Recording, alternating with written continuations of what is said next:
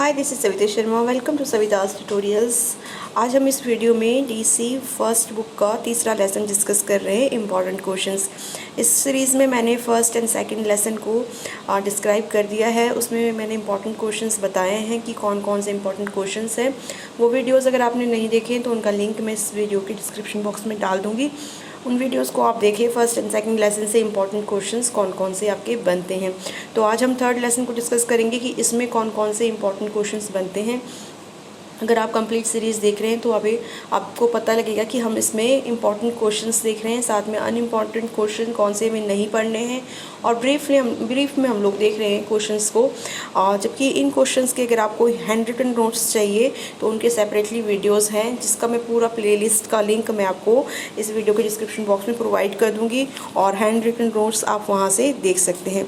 तो स्टार्ट करते हैं वीडियो पसंद आए तो प्लीज़ चैनल को ज़रूर सब्सक्राइब करिएगा, और प्लीज़ आपसे रिक्वेस्ट है कि वीडियो को जितना भी वीडियो है उसको पूरा देखें। देखिए ये लेसन भी काफ़ी इंपॉर्टेंट है क्योंकि इस लेसन से 2-3 क्वेश्चंस आपके कम से कम 3 क्वेश्चंस काफ़ी इंपॉर्टेंट बनते हैं। और जिन क्वेश्चंस को मैं इंपॉर्टेंट कह रही हूँ वो इंपॉर्टेंट मीन्स काफ़ी इंपॉर्टेंट है, क्योंकि ये क्वेश्चंस वो क्वेश्चंस होते हैं जो कि डेफिनेटली आपके एग्ज़ाम में आएंगे, किसी न किसी फॉर्म में आएंगे। तो हम स्टार्ट करते हैं इस वीडियो को विदाउट वेस्टिंग टाइम। और देखिए, जो भी स्टूडेंट्स डीएससी की अभी तैयारी कर रहे हैं एग्ज़ाम के लिए, अगर आप सवितास ट्यूटोरियल्स के साथ एग्ज़ाम की तैयारी करते हैं तो आपको कंप्लीट मटेरियल मैं प्रोवाइड कर रही हूँ। सभी क्वेश्चंस के, सभी डीसी 1, 2 एंड 3 के ऑलरेडी वीडियोस डाले हुए हैं मैंने, आप देख सकते हैं उन वीडियोस को। और अगर आप उन वीडियोस को देखते हैं आपकी कंप्लीट तैयारी होती है। प्रीवियस भी स्टूडेंट्स ने काफ़ी इस चैनल से तैयारी की है और अच्छे नंबर्स लेके वो पास हो गए हैं। तो इस चैनल पे आपको कंप्लीट तैयारी मिलेगी। ऐसा नहीं है कि 1-2 क्वेश्चंस मिलेंगे और बाकी नहीं मिलेगा, पूरी तैयारी मिलेगी। असाइनमेंट्स, प्रोजेक्ट्स के रिगार्डिंग भी काफ़ी वीडियोस डाले हुए हैं, और स्पेशली इंपॉर्टेंट क्वेश्चंस की कौन कौन से क्वेश्चंस आपने पढ़ने हैं हैंड रिटन नोट्स के साथ, इजी एक्सप्लेनेशन के साथ आपको मिल जाएगा। ठीक है, तो कंप्लीट तैयारी आप इस चैनल के साथ कर सकते हैं और आप बहुत अच्छे मार्क्स ले सकते हैं। देखिए, ये क्वेश्चंस इतना इंपॉर्टेंट नहीं है, इसको हम आगे कर देते हैं। और यहाँ से जो इम्पोर्टेंट क्वेश्चंस बन रहा है 10 मार्क्स में ये क्वेश्चन आ जाता है। इस क्वेश्चन को देख लेते हैं।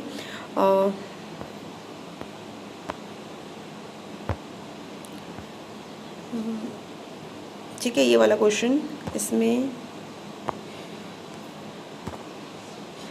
ये 13 से 36 माह की अवधि के दौरान होने वाले स्थूल क्रियात्मक कौशल के विकास को समझाइए। 10 मार्क्स में आता है शॉर्ट में ये क्वेश्चन, और आई थिंक 5 मार्क्स में भी आ सकता है। ठीक है, तो 13 से 36 माह की जो अवधि होती है, इस समय जो बच्चे स्थूल क्रियात्मक विकास को सीखते हैं, कौशल सीखते हैं, तो वो स्थूल क्रियात्मक मतलब उनकी जो बड़ी मांसपेशियों में जो तब्दीलियाँ आती हैं, जैसे वो चलना फिरना, इस एज में 13 से 36 माह स्पेशली याद रखना है, उसमें क्या क्या विकास होता है उनका।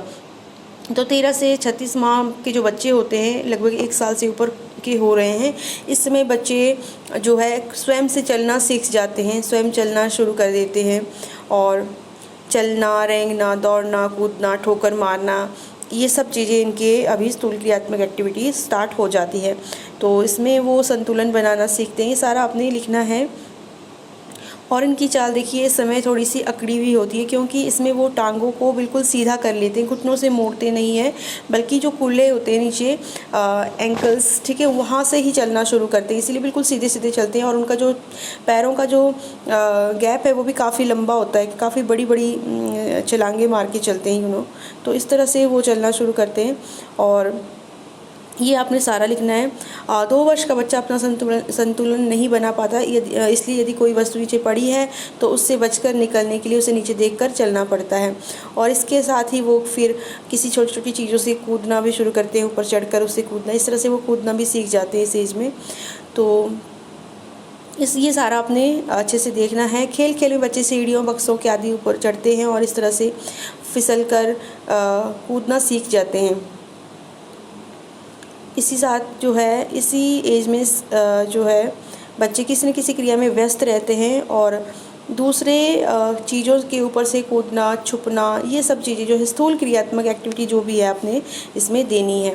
ठीक है, तो ये क्वेश्चन आपका इम्पोर्टेंट है। और उसके बाद जो हम नेक्स्ट क्वेश्चन देखेंगे, सूक्ष्म क्रियात्मक एक्टिविटी भी आप देख सकते हैं, बट स्थूल क्रियात्मक आते हुए क्वेश्चन देखा गया है। तो इसमें नेक्स्ट क्वेश्चन जो इम्पोर्टेंट बनता है, जो काफ़ी इंपॉर्टेंट क्वेश्चंस होते हैं, मैं उनको ही आपको बता रही हूँ, क्योंकि जो क्वेश्चन आते ही आते हैं।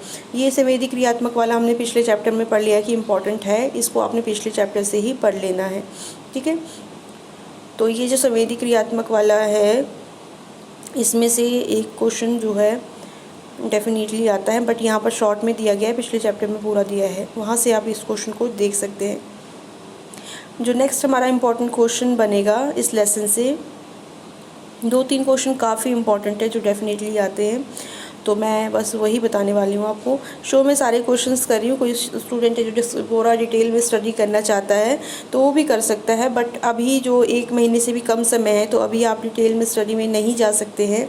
अभी आपको वही क्वेश्चंस पकड़ने चाहिए जो इम्पोर्टेंट है, जो आपके एग्ज़ाम्स में आएंगे, ठीक है। इस वाला क्वेश्चन को भी हमेशा आते हुए देखा गया है। देखिए ये वाला क्वेश्चन, उदाहरण देते हुए स्पष्ट कीजिए कि देखभाल करता किस प्रकार जीवन के प्रथम 2 वर्षों में बच्चे की भाषाई विकास को बढ़ावा दे सकता है। तो उदाहरण देते हुए आपने बताना है कि जो प्रथम 2 वर्ष है उस समय पालन करता ऐसे क्या क्या कर सकता है जिससे कि भाषाई विकास हो। तो this question is very important, इसको आप देखें। और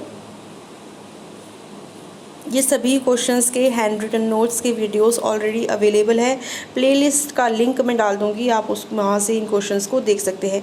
अब जैसे ये क्वेश्चंस बहुत शॉर्ट में यहाँ दिखाया गया है, बट ये लॉन्ग में क्वेश्चन आता है, तो ऐसा यही होता है कि जो आप बुक से पढ़ते हो तो वहाँ पर आपको कभी बहुत ज़्यादा लॉन्ग क्वेश्चंस के आंसर्स मिल जाते हैं, कभी बहुत शॉर्ट मिल जाते हैं। जबकि जब हमने वीडियोज़ डाली होती है हैंड रिटन नोट्स की, उसमें हमने अकॉर्डिंग टू मार्क्स के हिसाब से क्वेश्चन को बनाया होता है।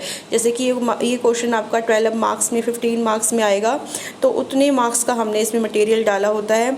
ये मटेरियल आपको ऐसा नहीं स्टिक टू द क्वेश्चन की यहीं से लेना है, अपने आप इधर उधर से ले सकते हो और अपने हिसाब से आपको आंसर्स बनाने होते हैं। यही स्किल आपको एग्ज़ाम में भी हेल्प करती है कि आपने देखना होता है कि कितने मार्क्स का आपका क्वेश्चन है, उस हिसाब से आपने आंसर्स को शॉर्ट या लॉन्ग करना होता है, उस हिसाब से आपकी तैयारी होनी चाहिए।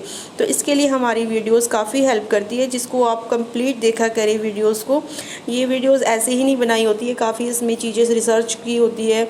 इसके अलावा हमने क्वेश्चंस को अकॉर्डिंग टू मार्क्स के हिसाब से उसको शॉर्ट लॉन्ग किया होता है। तो काफ़ी देखो बच्चों में भाषाई विकास हम इधर उधर से और चीज़ें लेते हैं, अपने माइंड से डालते हैं, इस तरह से हम क्वेश्चंस को अकॉर्डिंग टू मार्क्स बनाते हैं कि कितने मार्क्स का क्वेश्चन है, उस हिसाब से आपका आंसर बनना चाहिए, ठीक है। अब देखिए इस लेसन में जो क्वेश्चन काफ़ी इंपॉर्टेंट है वो ये वाला क्वेश्चन है, स्वायत्तता से आप क्या समझते हैं, और 13 से 36 माह के बच्चों में स्वायत्तता का विकसित करना क्यों महत्वपूर्ण है। तो स्वायत्तता की भावना क्या है, ये क्वेश्चन आता है। और ये 3-4 क्वेश्चन ऐसे सिमिलर टाइप के क्वेश्चन है, उनमें से एक क्वेश्चन आता है, ठीक है। तो और भी बताऊंगी मैं इसके साथ कौन कौन से क्वेश्चंस हैं। तो देखो स्वायत्तता की भावना, देखो 1 से 3 वर्ष के बच्चे में जो खास बात देखी जाती है वे नहीं शब्द का इस्तेमाल सीख जाते हैं। मतलब 1 से 3 वर्ष 13 से 36 माह का बच्चा जो होता है, अब वो कई चीज़ों में अपनी मनमानी करना शुरू कर देता है, ठीक है। मतलब कुछ भी बोलेंगे उसको तो नहीं, वो अपनी ही बातों पे अड़ जाता है। तो ये आपने पढ़ना है। इसमें ये बच्चे की काफ़ी इम्पॉर्टेंट एक फेज़ है, और इसमें बच्चे अपना इच्छा अनुसार काम करना पसंद करते हैं, स्वतंत्र रहना पसंद करते हैं, और अपने विकास अपने इसमें किसी की वो रोक टोक पसंद नहीं करते हैं। और इसमें जो इससे क्या होता है कि उनकी जो वो भावना है ना वो सुदृढ़ होती है, विश्वास अपने आप में करते, कॉन्फिडेंस लाते, तो बहुत अच्छी भावना है, ठीक है। उनको अपने ऊपर भरोसा होगा तभी कुछ कर पाएंगे ना। तो ये काफ़ी अच्छी भावना है, पॉजिटिव, और इसको बहुत अच्छे जैसे आत्मविश्वास की भावना इससे आती है। इस तरह से वो नई खोज कर पाते हैं। देखिए मैं आप सोच रहे होंगे कि मैं बिल्कुल शॉर्ट में बता रही, इसका रीज़न ये है कि अगर मैं लॉन्ग में बताना डिस्क्राइब करना शुरू करूँगी हर क्वेश्चन को, तो ये वीडियो काफ़ी लंबी बन जाएगी, और लंबी वीडियोज़ जब बनती है तो आप लोग कंप्लीट नहीं देखते हैं, और इससे जो वीडियो रिटेंशन है वो काफ़ी कम हो जाता है। क्योंकि अगर मैं लॉन्ग वीडियो बनाती हूँ 20-25 मिनट का, तो आप लोग उसको देखते हो नहीं, और फिर वो जो है उससे ऑडियंस रिटेंशन कम हो जाती है और वीडियो फिर बूस्ट नहीं हो पाता है। इसीलिए मैं इसमें शॉर्टली आपको इम्पॉर्टेंट क्वेश्चन और उसका थोड़ा बहुत मटेरियल डिस्क्राइब कर रही हूँ। बाकी ये क्वेश्चंस बहुत इजी है, और इनके सभी क्वेश्चंस के हैंड रिटन नोट्स अवेलेबल है, तो आप वहाँ से इनको देख सकते हैं अगर आपने डिटेल में देखना है तो, ठीक है। अभी जितना भी मैं वीडियो बना रही हूँ प्लीज़ इसको कंप्लीट देखें। अब नेक्स्ट क्वेश्चन जो इम्पोर्टेंट आता है इसमें, इस लेसन में, वो है परोपकारिता और सहानुभूति शब्दों का अर्थ स्पष्ट कीजिए। ठीक है, तो ये क्वेश्चन भी काफ़ी इंपॉर्टेंट है और 10 मार्क्स में ये क्वेश्चन आते हुए देखा गया, 8 मार्क्स में, 10 मार्क्स में, 5 मार्क्स में। ठीक है, इतने मार्क्स में ये क्वेश्चन आता है। तो यहाँ से परोपकारिता और समानुभूति क्या है ये आप पढ़ सकते हैं और इसको लिख सकते हैं। ये काफ़ी इंपॉर्टेंट क्वेश्चन है। परोपकारिता मतलब जो बच्चे अब अपनी चीज़ें शेयर करना दूसरों के साथ, चाहे अपनी चीज़ें होगी, अपना काम, अपना खेल होगा, अपना समय होगा, इसको बांटना सीखते हैं, परोपकारिता। ठीक है, दूसरों के हित के बारे में सोचना शुरू करते हैं। और सबसे इम्पॉर्टेंट समानुभूति। समानुभूति मीन्स अभी किसी भी सिचुएशन को, अब बच्चे ऐसा हो गए हैं कि अब किसी भी सिचुएशन में दूसरों को अपनी जगह पर रख कर देखना शुरू कर देते हैं। जैसे कि उनको वो देखते हैं कि अगर मैं ये करूँगा तो इससे दूसरे बच्चे पर क्या इफ़ेक्ट पड़ेगा, और वो फिर उसके दुख को समझ सकते हैं, उसकी प्रॉब्लम्स को समझते हैं, दूसरों की भावनाओं को समझ सकते हैं। ठीक है, तो इसी को ही बोलेंगे समानुभूति। तो इसमें एक एग्ज़ाम्पल भी दिया है कि 2 वर्षीय पिंटू जो है खेलता है और खेलते खेलते जब उसे चोट लग जाती है तो रितु जल्दी से उसे चुप कराने की कोशिश करती है, परंतु जब रितु चुप नहीं होता है, ठीक है, तो फिर वो क्या करती है, जल्दी से अपनी माँ को बुलाकर लेके आती है, क्योंकि उसे पता है कि जब उसे भी कुछ भी दुख होता है तो वो क्या उसकी माँ से उसे सांत्वना मिलती है। तो वो सोचती है कि जब इसे भी चोट लगी है तो इसे मेरी माँ से कुछ ना कुछ सांत्वना अवश्य मिलेगी। इस प्रकार मतलब इस सिचुएशन में दिखाया गया है कि अपने आप को दूसरों की सिचुएशन में रख कर सोचना, मतलब दूसरों को अपनी सिचुएशन में रख कर सोचना, मतलब इस तरह से दूसरों के दुख को समझना, समानुभूति और सहयोग। फिर इस तरह से आप जो है सहयोग की भावना डेवलप होती है बच्चों में, और ये बहुत अच्छी भावना होती है और इससे बच्चों का जो चरित्र है बहुत अच्छा बनता है। ठीक है, कई चीज़ें उसमें बहुत अच्छी बनती है। और तीसरा क्वेश्चन जो है इसमें इम्पॉर्टेंट है, स्वसंकल्पना की अवधारणा को समझाइए। स्वसंकल्पना ये भी बहुत इम्पॉर्टेंट है और ये चीज़ें भी, स्वसंकल्पना भी बच्चों में बहुत ज़्यादा इम्पॉर्टेंटली होनी चाहिए। स्वसंकल्पना का मतलब होता है जो बच्चा अपने बारे में, अपने ऊपर जो विश्वास होता है उसको, ठीक है, कि मैं क्या कर सकता हूँ, क्या नहीं कर सकता, इसको बोलते हैं स्वसंकल्पना। और ये एक एज के बाद ही डेवलप होती है। ऐसा नहीं है कि शुरू में ही बच्चे में, प्रारंभिक वर्षों में उसे कुछ पता नहीं होता है कि मुझ में क्या काबिलियत है, मैं क्या कर सकता हूँ, क्या कर सकती हूँ, ये पता नहीं होता है। बट एक एज के बाद उन्हें ये सब चीज़ें समझ आती है कि उसमें दूसरों से क्या अच्छे गुण हैं और वो क्या कर सकता है, उसमें क्या काबिलियत है। तो स्वसंकल्पना जितनी उच्च होती है, स्वमान्यता, तो बच्चा उतना ही अच्छा काम कर सकता है, उसके दायरे उतने ही बढ़ जाते हैं। और जितनी उसमें नकारात्मकता भावना होगी, स्वसंकल्पना जितनी कम होगी, तो उतना ही वो फिर काम करने में पीछे रहता है, लोगों के साथ रिश्ते बनाने में। तो ये सब चीज़ें आपने डिटेल में इसमें पढ़नी है। और स्वसंकल्पना के साथ स्वमान्यता भी आपकी जुड़ी होती है। ठीक है, तो इसको आपने डिटेल में पढ़ना है। स्वसंकल्पना और व्यवहार, जैसा स्वसंकल्पना होगा बच्चा वैसा ही व्यवहार करता है, और जैसे व्यवहार होगा फिर वैसी बच्चे की स्वसंकल्पना बनती जाती है। इसका एक बहुत ही अच्छा उदाहरण इसमें दिया गया है, इसको आप देख सकते हैं। बहुत अच्छा क्वेश्चन है और काफ़ी इम्पॉर्टेंट है। ठीक है, यहाँ देखिए, स्वसंकल्पना की भी नींव जो है बचपन के प्रारंभिक वर्षों में ही पड़ जाती है। प्राय देखा गया है कि निम्न स्वसंकल्पना वाले बच्चों की तुलना में जिस बच्चे की स्वमान्यता, स्वसंकल्पना उच्च होती है, उनके बेहतर संबंध बनते हैं। यहाँ पर देखिए आप, ठीक है, इस तरह से उनका निष्पादन अच्छा होता है और वो अपने आप को योग्य मानते हैं। इस तरह से मतलब जब वो अपने आप को कुछ करने के योग्य मानेंगे तभी वो कर पाएंगे ना, स्वसंकल्पना का विकसित होना।